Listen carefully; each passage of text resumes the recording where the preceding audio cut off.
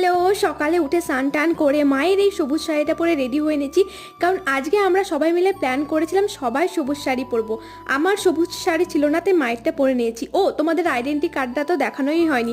আমার যে কোনো আইডেন্টি কার্ড পরতে খুবই ভালো লাগে। স্কুলটা বাড়ি থেকে 10 মিনিট হাঁটা পথ, তাই আমি হেঁটে যাওয়া আসা করি। আজ 9 নম্বর ঘরে আমার গার্ড পড়েছে।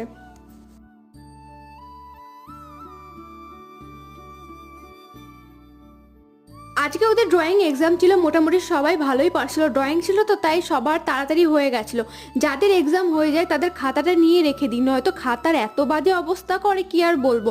এই দেখো, যাদের এক্সাম হয়ে গেছে তারা বসে বসে মারপিট করছে। আর ওই যে ম্যাম কখন বাড়ি যাব কখন বাড়ি যাব, তাই আমি খাতাটা জমা নিয়ে বলি যা তোরা বাড়ি যা। ছুটির পরে আমি একটু বসে বসে ক্যাট মারছিলাম। আজকে আমাদের শেষ দিন ছিল, তাই সবাইকে বিরিয়ানি দিয়েছে। এই 4টে দিন ভীষণই সুন্দর করে কাটালাম। আমার জীবনের সেরা মুহূর্তগুলোর মধ্যে এটি একটি। তারপরে বাড়ি চলে এলাম, এর সাথে একটু খেলা করলাম। টাটা।